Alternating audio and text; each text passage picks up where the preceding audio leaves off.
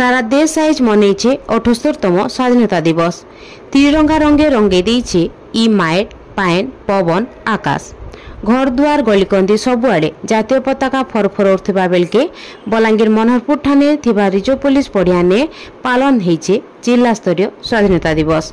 ओडिशा सरकार को जंगल परिवेश और श्रम मंत्री गणेश राम सिंह खुटिया मान्यता कुनुआ हिसाब से जोगदे जातीय पताका उड़े और पेरेड अभिवादन छीनी इ उद्देश्य तांकर भाषण रखिकरी माय माइट की विदेशी ताकत नु बचाई थिबार महान संग्रामी माननकु स्वर करिथिले आर सभे मिलिमिशि करी गुटे विकसित राज्य आर देश बनाबार लागि डाकरा देथिले।